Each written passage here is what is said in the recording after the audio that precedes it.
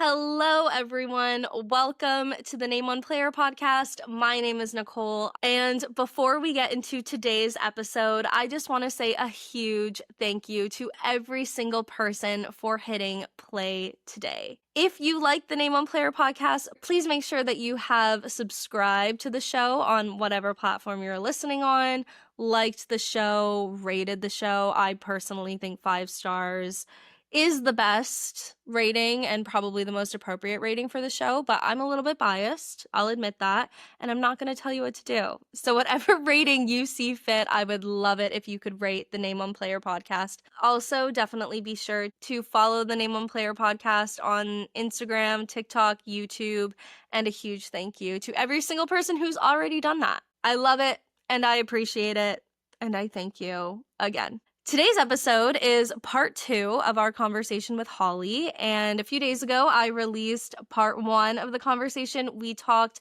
with Holly and she introduced herself to all of us, talked about her really cool experience working in sports, her story, how she got into the roles that she was in and currently is in as the director of sports at Hayes Media. And it was just an awesome conversation. She gave some really amazing advice to anybody who might want to start working in sports, building their career in sports. So if that sounds like something relatable to you, I definitely recommend that you go back and listen to that episode. But today's episode with Holly, we are going to be getting all into her love of figure skating and hockey. When Holly mentioned that she loved college hockey, I was like, I've never actually done a college hockey episode. Let's get into it. And we do. And I'm really excited for the conversation. We do also get into the NHL and fantasy hockey, and then also a little bit about Holly's background in figure skating. It is a fun episode. And if you liked part 1 of the episode with Holly, I am sure you are going to love part 2 as well. So I think let's just hop into it, shall we? All right, everyone, without further ado, please welcome back Holly. All right, everybody, we have Holly back here with us. Holly, thank you so much for joining us. For everybody listening, if you haven't listened to part 1 of Holly's episode, it is such a great episode, so I highly recommend that everybody go back and listen to that. But Holly had a lot to say about hockey, and I knew that I needed to make a full episode dedicated to Holly's love of hockey. But Holly, before we get all into that, if anybody has listened to the first episode, this might be a little bit of a recap. But if anybody hasn't, can you give us a little bit of a refresher and just tell us a little bit about yourself? Yeah, I'll keep it short and sweet this time. I am the sports director at Hayes Media, and I run the sports section, and I love it so much. As well as I grew up as a competitive figure skater, skated through college, and I worked for the Vancouver Canucks for the 23-24 season when they went to the playoffs. And I started in music and as well as social media marketing. I think that wrapped it up pretty well, right? That was beautiful. I mean, the long version was really amazing too. So again, everybody go back and listen to that. But yeah, you got it good. The spark notes there, that was perfect. All right. Well, to start off for this episode, I do really want to get into college hockey. We touched on that a little bit in the first episode. I want to get into the Canucks. Also, everybody listening, if you listen through to the end of the episode, Holly dropped some crazy lore. She is a Canucks fan. She mentioned that. Worked for the Canucks, but then also lives kind of close to Boston and is a bit of a Boston fan. So she said she's fans of both teams. And anybody who doesn't know, in what year was it? 2011? Yeah, 2011. 2011. The Canucks had made it to the Stanley Cup Finals for the first time since, I believe, 1994. And I think in 94 they won the no, they didn't win the Stanley Cup because they've never won a Stanley Cup. Yes. So the city is hyped up. Everybody is just so excited. They are playing the Boston Bruins in the Stanley Cup Finals. It is honestly a beautiful Stanley Cup final, like all that you could ask for, really, if you aren't a fan of either of those two teams. I guess if you're a fan of the Bruins, that's all you could ask for because you win. Spoiler, yeah, Vancouver did not win. They actually lit their city on fire. Vancouver lost in Game 7. But ever since then, there's been a bit of a hatred might be too strong of a word, and I mean, it is 2025, we're moving into 2026, it's been a hot minute now. Gosh, has it been 15 years? That's insane. I guess next year Yeah, will that's be wild. that's really crazy. Anyways, so yeah, it's been a while. The Bruins hatred is less hot, I would say, but still. Bit of a crazy statement to say that you are a fan of both teams, so we will get into that. And then something interesting too that I wanted to talk about was fantasy hockey. When we were DMing before the episode, you said that you are loving it. It's like your favorite thing. Did you say that you're first in your league now? Is that right? I'm first in my league. I've had one loss this season. Okay, we will get all into that. I'm super curious. I love fantasy football. Fantasy hockey to me seems like a challenge, a time investment. But we will get all into that. So let's start out with talking a little bit about your figure skating history. Yeah, definitely. I started skating around 9 or 10. I actually started skating in Las Vegas, which is so awesome. My cousin actually used to skate competitively, and she actually skated for Team Canada synchronized skating. She's so cool. And that's how I was like, I'm gonna be a figure skater. And then my dad was like, no, you should play hockey. And I was like, no. I saw her skate, I fell in love. So I started skating at a rink in Vegas that I don't think is there anymore. And then now I think the old rinks I used to practice in are now practice facilities for the Knights or the Silver Knights. One of them. One of the Knights. It's a practice rink, which is great. So I started skating there, which is so weird for people to be like, why did you start skating in Vegas? And it's like, because it's a booming place for hockey and all these other things. I actually ended up moving to Kansas. My dad ended up getting a job out there, and I started competitively skating around then. And then I was like, I'm gonna just keep going with it. I started doing synchronized skating, I think, that same year that I moved. I loved that. Synchro is awesome if you have never heard of it. It's basically synchronized swimming, but way cooler, and it's on the ice, and it should be an Olympic sport. How many people are doing it at a time? It depends, honestly, on the team. I had a team of 20 at one point, so Oh my gosh, see, I've that's never pretty heard of that fun. either. Oh my That's god. crazy. I'm learning so much. Everyone needs to get into synchronized skating. Look it up, Google it. If you guys need teams to watch in the collegiate side, Umish, Adrian. Oh my god, there's so many good teams. I think Cal has a team now. Okay. Miami, Ohio. Miami, Ohio has a great team. There's so many good teams. Oh, Notre Dame, Michigan State. There's a few. Wow, okay. Shout out to all those teams. Michigan is actually the birthplace of synchronized skating, actually at Umish, and the biggest competition. Shout out to that. That was like it's such a great place to skate. I did synchro for a really long time, ended up quitting synchronized skating around my freshman year of high school, and then just doing solos through actually my collegiate career, which is funny because I took a break for a year when I went to the University of Oregon because I was like, I'm hanging out my skates, I'm done. Guess what? I got roped right back into it in college. My collegiate debut was at MIT, actually, which was really, really cool, and they have a really beautiful rink. So it was really awesome to do that, and then COVID hit, and so I didn't really get to compete for a while, but that's kind of my, like, little lore and history, I guess, behind it, but yeah. When you graduated high school and then went to Oregon and you hung up your skates, did you make, like, the dramatic post of, like, I'll never skate again, it was my life, and then go back into it? Because I know I did that for cheer. I remember being like, the last time I took off my shoes and hit the blue mat, and then I joined cheer 2 years later again. No, I think I hated skating at that point so much that I was like, I don't care. Different. No, I'll drop a little see. lore, I guess, on that. I guess Please do, at please some do. point, in my high school years, which I'm very sorry to all my coaches who had to endure this. Grant, I'm sorry. I know you're probably not watching this, but you were, again, one of my coach for life, King. He had to put up with me so much. In high school, I was doing guard at the same time, and I wanted to be like a normal kid, too. And I was like, I hate this. I hate doing moves. I hate doing this. I only just really want to jump and spin and whatever. I don't want to do moves if I don't have to compete for it. And he was so done with me sometimes. And I was just such in a bad mood for like the first 2 years. And then I think by my senior year, I think I threatened to quit like 4 times. And then I never did because I was like, I still love it. Like, I'm just like delusional in that sense.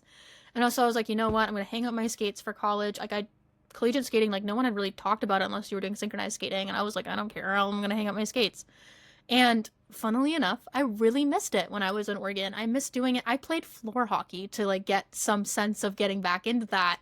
Like, I missed so much about skating. And like, I went home and I would skate when we would be on breaks. And I was like, I do miss this part of me. And obviously I had a really great opportunity when I got to UMaine to join the team, and I did. And I think that's where I fell back in love with it. I wasn't holding myself to these high standards. I was just having fun. And then I was like, oh yeah, you have to compete. And I was like, oh hell yeah, I'm gonna do that. And so I'm the one who made my own programs and stuff too, and helped run shows and practices and helping teach people. And I think that's when I really loved skating again and was like so excited to be doing it again when it didn't have as much pressure. And I feel like we need to take the pressure off a lot of these kids growing up too, because it's like, I think looking back on it, I was like, holy crap, why did I put so much pressure on myself to do so well Yeah. when I knew I wasn't going anywhere with it? Like, I mean, I ended up doing like national showcases and I went to nationals with my synchro team and stuff too. But I think around the time that I quit synchro was when I realized that like I hate skating because someone who's an adult who shouldn't be giving me like the tude and Yeah. being like angry at me is giving me that. And it was never Grant. I have to put my foot down there. It was never Grant. He put up with me way too much, and Grant. I'm very Okay. grateful for him. And he is one of the best coaches ever. And Love he it. seriously is. Yeah, I'm very grateful for him all the time. Well, just as you were saying too, that like you were in a bad mood all the time in high school too. I feel like that's a crazy time, like especially for women and our brains, just the puberty and just all the hormones, the chemicals going like from that age in high school. Like I have so many people that I need to apologize to, but that's just honestly, I think part of being a teenage girl. But I think also too, you're going to be in a bad mood when all of this pressure is on you when you're a teenager. Like your brain doesn't know how to handle that at that Yeah. age. It shouldn't, because No. why do we have that pressure at that age? I was also doing something I loved a lot more. I was doing guard at that point too, and it was more freeing for me, I think. Yeah. And I was like, Makes sense. wait, I get to be more creative and do more stuff, and then I Yeah, don't have to follow all these rules with, skating, because it's like sometimes you have to have so many elements in a program, for and sure. if you're For not sure. good at the element, you're not gonna be good at the element in some random retrospect. And I think I directed a lot of that anger that I had with myself, especially, and how I was feeling in a lot of the society, of growing up as a teenager. And I was very privileged to grow up in a very nice area and stuff too. But I took a lot of pressure that I didn't need to have on myself and just bottled it, I think, at that point. In the first episode that we did, you mentioned improv skating, and I had never heard about that before. Did you compete improv skating? So it's like this weird little subsection. It just is like very like regional and like national level. Like it Okay. doesn't go to like Okay. international levels.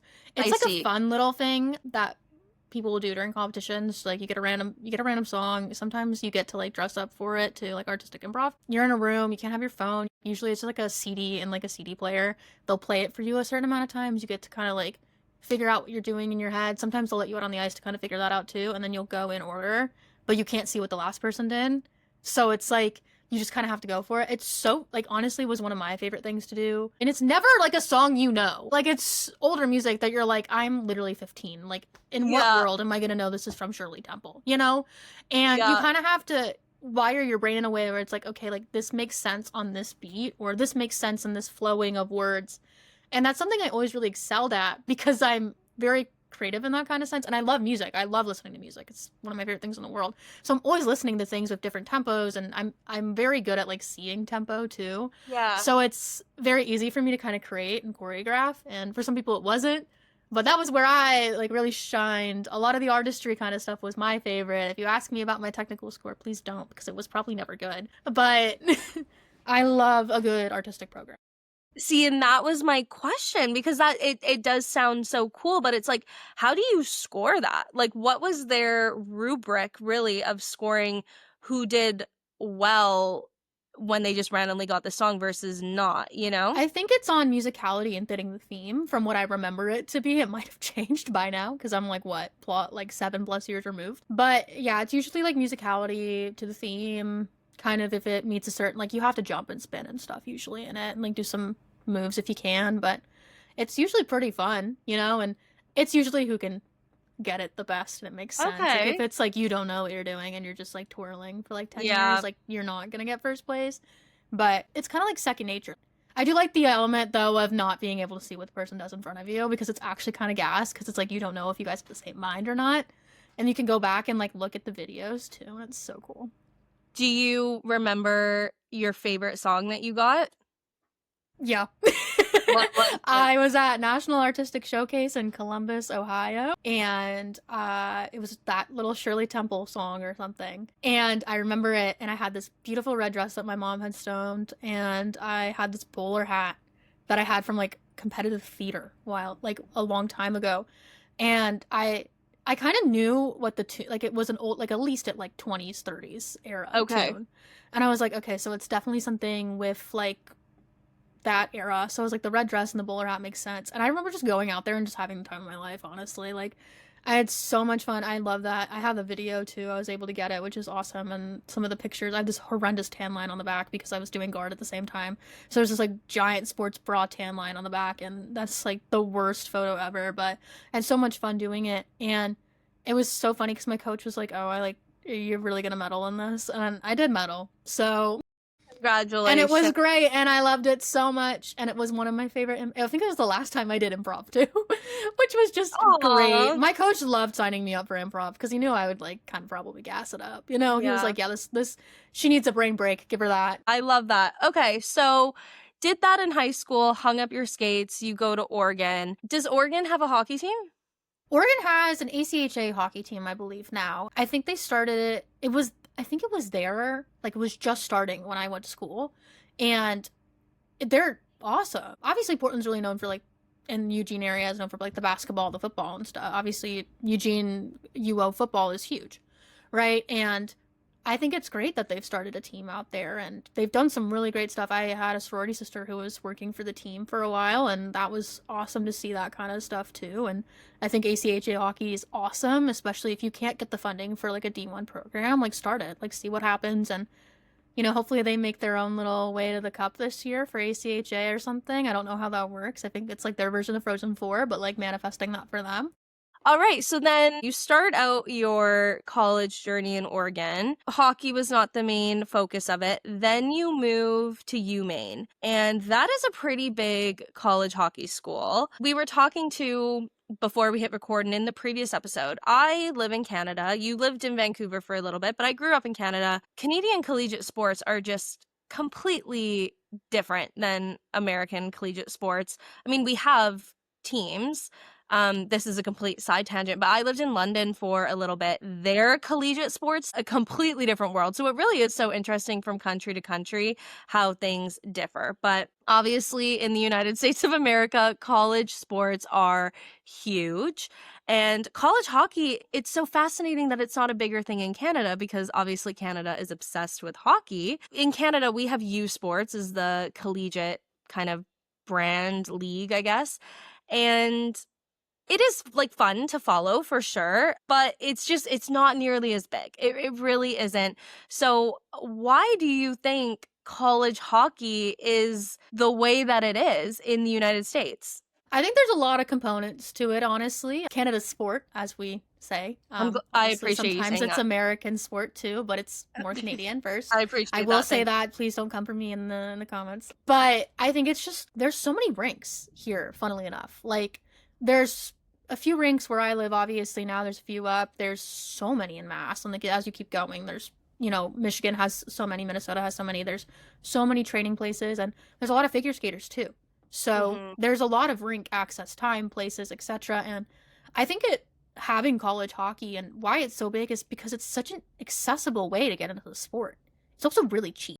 If you're a student, it's free. So I remember going to games for free, standing in line and getting into the student section, and I love it. It's so and Yeah. I will say, and I'm going to say this because I know someone's going to get so mad at me for saying it, but I don't care. Alphon is the loudest barn in the league. I don't care. Okay. That barn goes crazy, and it's great because the student section is actually like raised above, Yeah. and that's when you hear so much, and people pack out, they'll camp for it. Now they have like a lottery system, I think, so people don't camp as much in the cold months because that was probably a Oh. liability for them at one point. Yeah. But people camp for those games. Like those games, especially our border battle against New Hampshire, is like games you want to be at. As also they give away like white shirts and it's great. But it's just like such a fun atmosphere to be a part of. And obviously going to a very heavy football school at first, it's like football, football, football, football, football, and then in the winter it's, basketball. Going to, Maine, it is hockey or die, honestly. Like we have okay football team. We have great basketball it is quite literally hockey or like you have to go to a hockey game. It's just such a different vibe, and obviously you can translate that to a lot of the rinks like Yost or even like Aganis, or I was obviously at Harvard last night, so that's honestly a really gorgeous rink. Northeastern has a beautiful, Matthews is historic and amazing, and they're redoing it this year, which is really cool. And even like ASU is blossoming in college hockey, and Really? it's on the West Coast, right? And you're Yeah. bringing in all these really amazing kids to do some amazing things, and I'm just really loving the expansion of it. And then even if you don't have the funding for an NCAA program like a Division 1, Division 2, Division 3, there's ACHA programs, which makes it so accessible for these guys to be able to play like at the club sport level and still have fun and kind of have that college hockey aspect where you don't have that funding. And I think it's Really. really awesome that those programs exist too. And I love college hockey. I could yap about it forever, as you can tell. Okay, well, really quick question then. Well, I have a couple more questions about college Yeah. hockey, but do you prefer the NHL or do you prefer college hockey? I'm gonna be out of the box here. I'm gonna say college hockey. You know what? When I talk to people who love football, a lot of people prefer college football over the National Football League, which is shocking to me. I'm not sure I quite get that too, because even from some of like the handful of games that I've watched, I'm like, I think the players in the NFL are better. But actually, you know what? This is a complete tangent. We had talked about too just the differences with college hockey, how it's like not really a huge thing in Canada. In Canada, we have what the CHL, which is in Vancouver. We have the WHL, which is the Vancouver Giants, and I guess what it's Ottawa and Quebec. They have leagues that make up this junior hockey league, which I guess like you could compare it to college hockey in a way, but it's not the same thing. Like these kids, I don't even know, are they going? No, because they are still going to school, because I remember there was a WHL team in the city I went to university, and then they would be there. But it's not quite the same, but a lot of junior hockey players then make it to the NHL. That's kind of the pipeline, I feel like, in Canada, unless a lot of Canadian athletes do choose to go to school in the United States in order to get drafted that way too. But the point that I was going to say is I kind of do get it, because sometimes you go to Vancouver Giants games, our junior hockey league here, and they're incredible.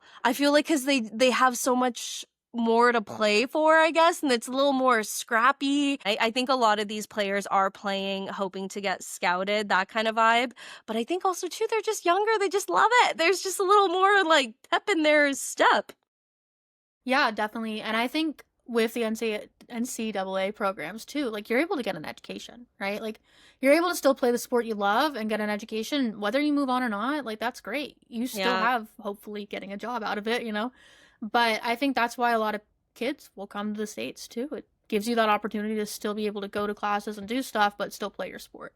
And I think that's such an awesome way to do things too. And especially if you can't afford college right out the gate too, you're Hmm. able to get a scholarship and be able to do that and continue to go. And I think that's been a really accessible way for a lot of these students to go play these sports that they love so much. And even in the hockey sphere, like those are probably some pretty hefty scholarships. So I would do it too. Of course, that makes so much sense. And two, before we hit record, you actually Googled this, and geography wise, Canada's a big frickin' country landmass wise. It's bigger than the United States when you look at the mass, the size of the land. But our provinces are so big and so spaced out. And I think you mentioned a few times like border battles. I think that's also why people love college athletics so much, because you have so many colleges and the states are a lot smaller than the size of a province is going to be. And you looked it up. In general, the general consensus from Google is if you take one Canadian province, you can fit approximately 3 American states in each province. So if we had that sort of system and the universities and colleges were competing against each other, their sports teams, I think it would be a completely different scene. And you mentioned a little bit about New Hampshire and how you don't recognize them as a state. to preface before New Hampshire people, New Hampshireites, I don't know what you guys are called. I'm so sorry. Are There's a you? very, I don't know. Um, there's a very long-standing battle between UNH and UMaine, and it will Yes. forever be the biggest battle that we have. And so, in solidarity with my alum, the state of Maine, and many others who enjoy college hockey, UNH girl, where are you at? Like, your women's team is great. I will say that. Ellen Hughes went there, and Okay. I can't down that. But like, I mean, UMaine does it better. I So love it. I love it. And you know what? That's a really good point about the women's teams too. I feel like they're getting a lot more hype also. So, being at these, I mean, UMaine in particular, but other hockey schools, do you notice a huge difference between the men's and the women's support, or is it kind of equal? Have you noticed it growing in support for the women's team? I think it's growing, definitely. I think still people need to show up and show out for your women's games because those are the girls who are going to that P-Dub. And we want to Mhm. support the P-Dub. So go out and go support your women. But I think, yeah, it's always a little different, women's sports. And, you'll pack the Alpha on one night and then a women's game won't be packed at all, And it's like, show that same energy. Just because the men are doing well and whatever, or that's like the eye and the attraction, go support the women's games. They're usually in the afternoons and they're really good.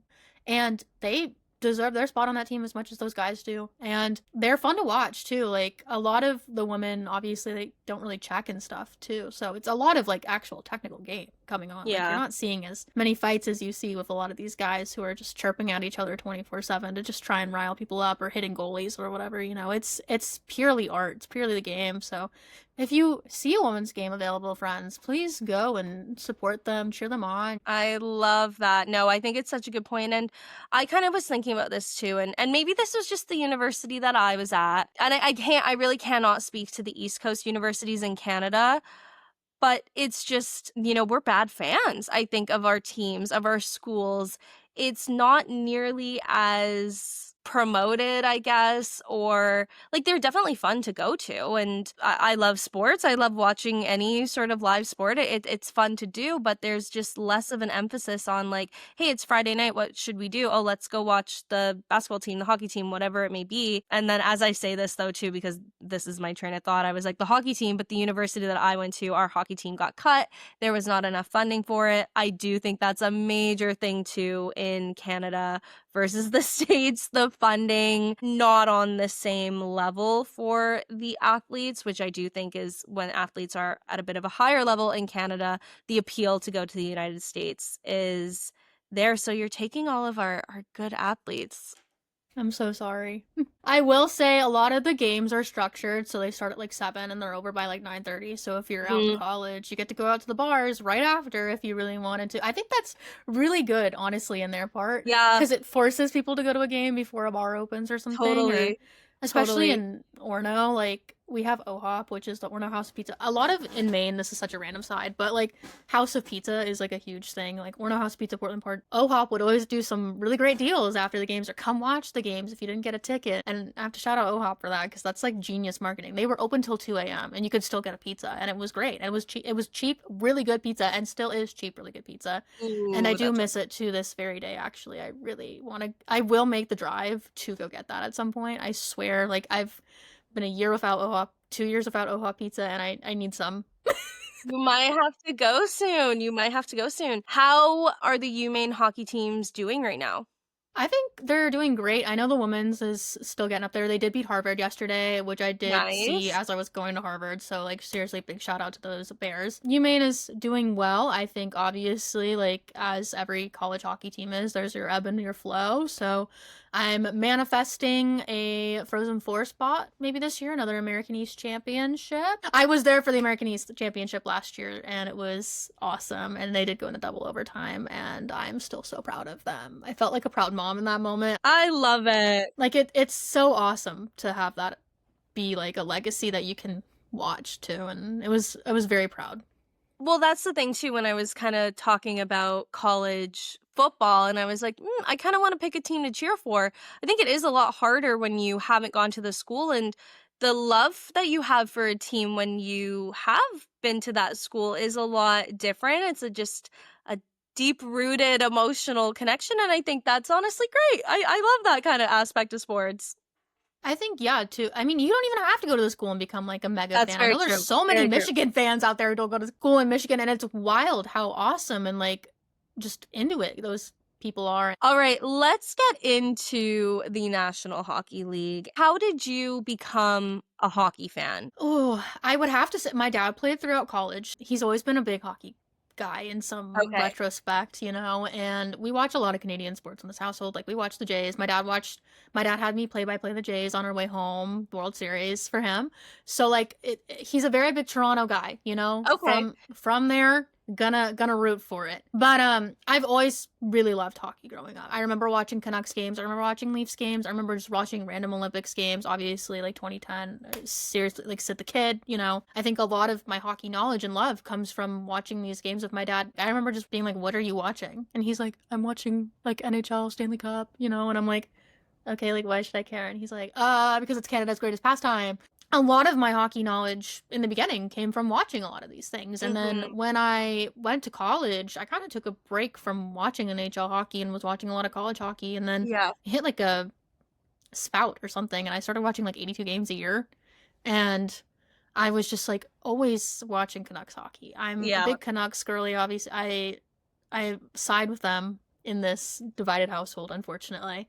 I love them. I've always really loved the depth that Canucks play with. Some of the coaching staff they've had is amazing. Obviously, Quinn Hughes as captain, being announced when I was there was just meant so much to me because I watched him play for Mish and stuff too. And that Yeah. team is so stacked, and that year that they played, especially in the playoffs, was just such a awesome and beautiful year. And being able to watch them grow from what that last season was in 22, 23, of just like, what is this, to just like Yeah. this dominating team was just wonderful. And obviously they've ebbed and flowed with everything going on and injuries galore. And, I don't watch every game anymore because I am watching 25 million other things sometimes or Yeah. doing work. So I can't Yeah. commit myself to all the games, but I do love watching Canucks hockey. I'm always cheering on that front office as well. Like the amount of work and effort that they put into any activation or membership event, ticketing, social media, whatever. Like seriously, like all the flowers to that front office, because I know how hard they work as someone who worked there. And the amount of love and dedication you put into it, long nights and stuff, is just awesome. When you said the 23-24 season, I was living in London at that time and watching like the time difference, like NHL games, especially most of the Canucks games are on at 7 p.m. Canadian time or Vancouver time. So it's not really feasible to do. And I think this is probably the same of every city, but I think more so the Canucks or cities of teams that don't make the playoffs as often as other teams. Like there's something just so magical about the city when we all band together for some hope. So I had major FOMO being in London and seeing that the Canucks were doing well. And because I mean they had been in the playoffs a handful of times since 2011, but you're always hoping, especially with the team that has never won a Stanley Cup, you are always hoping. But this season I think the hope was there. That is the thing with being a Canucks fan, is that the hope is there every single year. I don't know that anybody who is a Canucks fan, unless you're like super pessimistic at the beginning of the season, you go into it with hope every time. And then a large percentage of the time, it does not pan out. So, what were your thoughts at the beginning of the season compared to your thoughts right now? I mean, did miss Rick Tocchet quite a bit when he left, I will say, but now he's with the Flyers, and the Flyers they're doing okay. Yeah, I'm very impressed by that. Little claps to yeah, that. Obviously, with a new head coach, you have a tiny bit of worry, but obviously I'm like 95% of other Canucks fans. I always have some big hope at the beginning of the season. I like to hold it in though a little bit just in case. I always have like this little like glimmer. I'm like, it's gonna be our year, guys. It's gonna be our year. And I think maybe that was this is ingrained our to year. me by my Always. members too when I was there and stuff too. I'm like, it's our year. We're gonna Well, you do kind of it. have to be. If you're selling memberships, like you gotta be like, guys, you gotta get in these seats. You mentioned though at the end of last episode, you are a Canucks fan, but you dropped a bomb on us that you're a bit of a Bruins fan.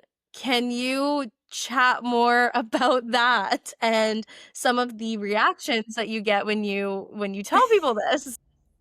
I get a lot of reactions, honestly. I moved to the East Coast. I was not a Bruins fan, right? And then I went to UMaine, and Jeremy Swayman was at UMaine at that point, right? And watching him be that goaltender, and you fall in love with your Tendy, right? You're like, that's my Tendy. He's awesome.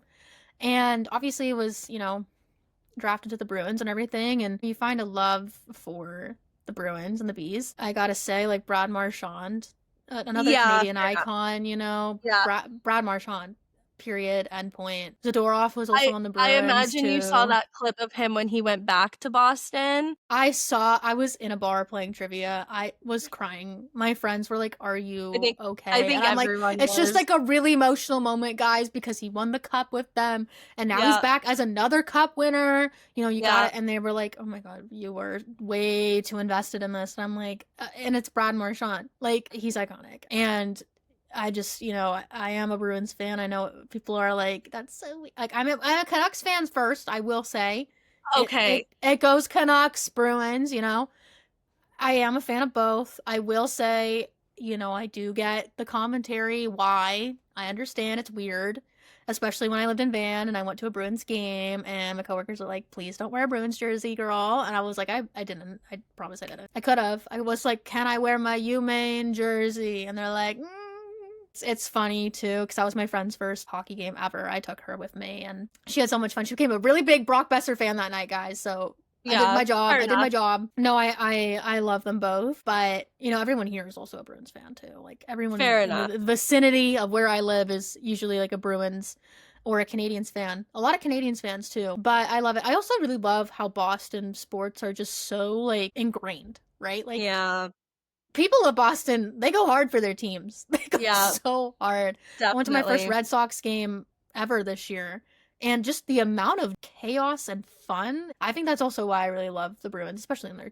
they're in TD too. So, like, it's a beautiful venue to be in, and it just has that legacy as well. And so I am a fan of other teams too, but I think that one's the most shocking. You know what? That is a good point when you think about Boston as a city and just the history of the sports there, and as the Bruins in particular. But Vancouver doesn't have that on them, that's for sure. And Vancouver, I love this city. I think it's the greatest city in the world. But when you think of sports fans and sports centric cities, Vancouver's not really at the top of that list. Vancouver, we were saying before we hit record too, like, Vancouver really is growing in sports. Like, we have our PWHL team now, which is so exciting. But, we're missing still a lot of leagues, and I think we can tell. Like, when you walk around the city, you can kind of tell, especially when the Canucks aren't doing well. But that was my question for you. We are now in a Stanley Cup final again. Bruins versus Canucks. Who are you cheering for? Oh, you You can't do have to that say to the me. Canucks. You just said the Canucks are your number one. That's so mean. But yeah, Canucks. It is gonna be the Canucks. I had to gas them up a little bit. It would be the Canucks. Okay. Obviously, the Bruins have a cup, but that's hard too, because it's like, how did they get there? Who were they playing? Who's That's doing better? true. I mean, if that happens, I'll be thinking of you for sure. And I laugh too. When you think of rivalries, like, Vancouver has a rivalry with Boston. Boston doesn't have a rivalry with Vancouver. They won. They don't really care. They've moved on from it. Like, yeah, it was an intense round of the playoffs, but it was like, Boston's not coming to Vancouver all fired up per se. So that really would be interesting if that matchup happens again. We'll see. I mean, I would love it, but if Vancouver loses, I actually don't know what would happen. I think I'd be on Do Not Disturb that day. I don't think I'd be outside. I think I would I'd be considering what's gonna happen on both sides of that. But you would still be able to be happy. I would. So, That's also something I think we had touched on before we recorded. I'm a Canadian American citizen. So hmm, when, like, the Olympics happen, or also with Four Nations, yeah, I win either way. that's But I will say, like, my dad and I are always in this Canada versus American stuff, and so I'll usually root for Team USA. My dad will be the one rooting for Team Canada. We okay. have a bet during World Juniors. I have been winning currently because, shout out to the US for that. It is pretty funny when it comes to those kinds of things where we get very competitive. Has the Team Canada Olympic, like the hockey team roster? Has it been announced? I do not know, honestly. I've I'm seen just like looking projected here. lineups for the States. I don't think I've seen a projected for Team Canada. I do know that Brad Marchand is definitely going to be on that team. I'm hoping Macklin Celebrini is going to be on it. You know, I think Sid we the could probably Kid. figure out who is Yeah. gonna be on it, but I'm just wondering if it's I don't think they've officially dropped both yet. I think they have a little yeah, bit no, it's longer. still projected. As of Yeah. November 11th, there's still a projected roster. So, I mean, that'll be exciting. I'm very excited for that. So I excited. love the Olympics. I'm a little bit jealous of you to have 2 countries that you can cheer for. No matter what, you're winning. No, for real, but I think my favorite part of the Olympics is obviously the skating, the figure skating. For Mm, me, I'm more tuned in. I'm more tuned in for the figure skating because for sure. I love, and I think I have to bring this up because it's one of the best programs in history.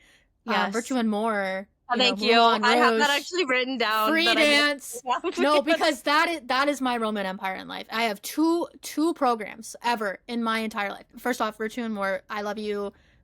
I know you never will come back, but like I miss you guys. Please come back. My second one is Jason Brown's short to a lot of that Irish music that he did.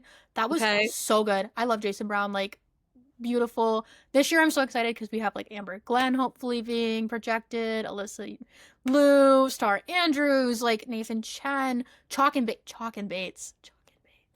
Like when I tell you I can talk about figure skating all day long, like We'll have to have you come back on for an Olympics episode and we can recap all the figure skating. That sounds amazing. Okay, let's talk a little bit about fantasy hockey. Now, when we're DMing about what we wanted to chat about this episode, you mentioned fantasy hockey, and I was like, okay, that's really interesting because I know very little about fantasy hockey, and the amount of work that I feel like goes into it compared to fantasy football. Have you ever played any other fantasy sports, or has it just been fantasy I think hockey? I've played fantasy football. I think it was my freshman year of college that I played with some of the guys, and Okay. I will say, did not know what I was doing, and I just wanted to play for fun, and I did. Yep. But Yep. I would take fantasy hockey pretty seriously compared to that. So what's your weekly routine look like for fantasy hockey? My weekly routine is I will do my lineup usually on Sundays or Monday, and then I'll kind of determine who's playing which games for which week. Great. Thank God for ESPN and like knowing which days people play because I Yeah. can't keep track of all of it. There's so So many I'll games. usually there's so many games. I usually go in the beginning of the week, kind of move my roster around, try and check the news for the last week just to kind of see what was going on, especially with injuries and stuff, like Jack Hughes cutting his hand on a piece of glass. Put him Crazy. on IR, obviously. I hope he's healing well. And then I'll do it again midweek. So it's like a Monday, Wednesday, Friday, I'll move my rosters. Okay. If I feel like someone's underperforming, which is so wild to say because like I'm not playing that game, I'll usually move them to a utility spot if they're not performing the way I want to. And it usually has to be like a week of that because I give people chances. But Okay. I have some pretty strong people I like to keep in some spots. I think I have a pretty good tandem goalie duo right now too. So Okay. Who do you got? I think it's Sorrows and Ottinger. Okay. Am I Okay. right on that? I have it pulled up for you. It is. It's Thank Sorrows you. and Ottinger, yeah. I did want one of the Canucks goalies. I did not get either of the Canucks goalies. So I Mhm. would just like to say whoever has them, please give them back to me. Well, I mean, and fantasy hockey too. I mean, we don't even have to get into the point scoring system because I don't even know the point scoring system for football. I genuinely have no idea. But the reason I bring that up is because in football, like, you just pick one team for your defense.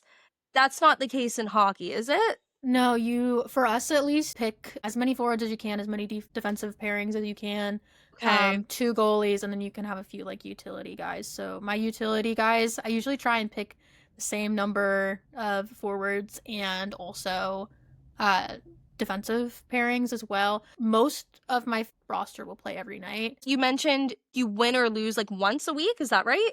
Yeah, so our league is on like a points system essentially, Okay. and I've won for 6 weeks in a row. I did lose in my first week, but I've been dominating the fantasy league currently, so I'm very proud of myself for my picks. I really like to give a big shout out to all of them for Okay. keeping the league alive. I crush by about 100 each week, which is kind of wild. I don't know how I do it, but I did. So That is so interesting. Again, with fantasy football, like, it just seems so, like, simple and, like, almost child's play in comparison, because it's really just kinda based off of touchdowns. Not necessarily, but, like, when you break it down, if a player has a lot of touchdowns, they've scored you a lot of points, that sort of vibe. But, like, with hockey, there's so much more to it. Yeah, seems like a lot. But my question for you then, for the hockey fan who is wanting to dabble in fantasy, they're a bit more tuned in, they know what's going on with the teams across the league, but they haven't played fantasy yet because it seems a little intimidating to them. What advice would you have for them?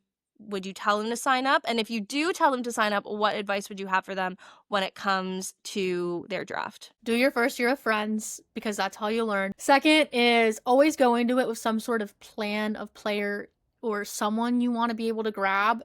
Sometimes you're able to in some of the fantasy drafts pre-draft if you're not going to be there for the draft, like people you would want. You can always set that up. If not, if it's you have to be there square, like set yourself up nice and cozy. Get who you want. Also, always pick a youngin. Always pick a rookie. You never know what they're going to do during the year. Yeah. And sometimes it's great. I always like picking a rookie for fun because then I can see if they're Calder contending or not. Always pick a really reliable defenseman, forward, and a goalie. Pick a goalie you know will perform no matter what. Don't pick someone who gets injured often. Don't pick someone who's not good at being a brick wall. Pick someone you trust. Don't pick a random. And if you get a random, try and trade for it in a different place. Like go into after the draft and pick and choose and drop and whatever. Pick a strong forward. There are so many. Please pick one. Top 10, top 15, top 25. Same with your defensemen. I always draft Quinn Hughes, number 7, first round. A, because it's funny, and B, because I will always draft Quinn Hughes. So he will always, it's just like a good luck thing, I think. Also, if you're gonna also draft through like your utility and your bench and stuff, like pick people who, if one of your primary forwards or defense is out, like pick someone who you know is still like strong mid-pack because they can perform really, really well during the year and have fun with it. So it's meant to be a learning curve anyways. Like I can tell you for the like first 2 years of doing this, like was not good. Like now I've finally gotten into kind of the groove of it, planning it out, and I also just like really like to pick guys from teams that I like too to kind of incorporate some fun into it and still watch. And then I try to pick teams that I don't always watch or stuff to also open my doors to my eyes to new teams, you know? Okay. So it's pretty fun. We're saying, like, don't draft with your heart. You gotta, like, actually look at these kids You and can't be like, draft with how your are heart. they going to play? You can't. You gotta draft I'm up not there here, yet. then in here. I can't do that. I'm a huge Minnesota Vikings fan, and I just will not pick Packers players because then that means that I'm hoping for them to do well, and I can't do it. So I have no Packers players. Um, I don't really have any Steelers players too because that usually means that Aaron Rodgers has done well that week, and I just don't want to see that. But yeah, it doesn't always do me very well in terms of actually winning the league, but that's okay. That's okay. Yeah, I've learned that it's okay to not draft with your heart, and it's okay to draft people who are Probably actually better. going to play the game. Though this year I was able to kind of get a mix of both wildly. I did manage to snag 2 Hughes. Apparently we weren't supposed to snag any of them, so I did not read the rules on that, but now I have both. So, except I am missing Luke, so if anybody would like to give me Luke so I can have Hughes Bowl as my team, that'd be great. That would be pretty iconic if any teams do have that. All right, Holly. Well, this has been so fun. I love chatting about skating and hockey. We snuck in there a little bit of Olympics content. That was always fun too. But everybody too, if you want to hear more about Holly's background, Holly's story, all of the incredible work that she's done in sports media and is currently doing in sports media, definitely go back and listen to part 1 of Holly's episode. But thank you so much for coming on. This was an absolute blast. Of course, I had so much fun talking college hockey with you and all the other fun things. And if anybody wants to get into skating, there's so many Grand Prix that are happening in the next couple weeks. So please feel free to show some love for your figure skating friends all over the world. You can watch them on Peacock, I think. And then sometimes they'll have them streaming on YouTube or USFSA. And I don't know what it is for like any of the other international teams, but they're usually streaming somewhere. So go watch. Love it. We love when a sport is accessible to watch. That is Yes, very important. All right, definitely. Holly. I hope you have a wonderful rest of your day. Thank you so much. You too. Bye. Thank you so much to Holly for joining us again for that conversation about all things hockey, all things figure skating. That was so much fun. It really is so fascinating to me how college athletics in Canada and the United States are just vastly different. It would be kind of cool to see if Canada can get on the level of college athletics as the United States is, but we'll see.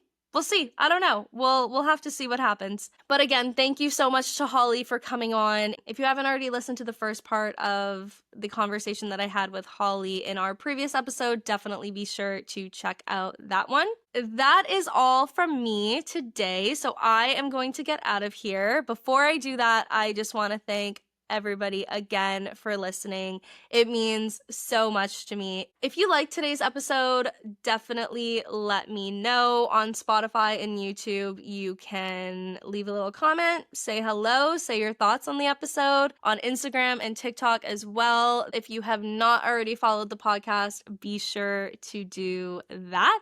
And yeah, I think that's it. Holly has got me pretty hyped up for hockey. I might have to pick a college team to cheer for. Maybe. I don't know. We'll see. Or maybe I just get really invested in the kind of Canadian version of the collegiate experience, which I would think is the CHL, the Junior Hockey League.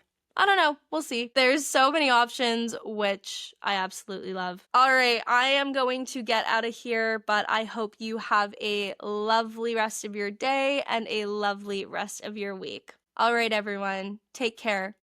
Bye.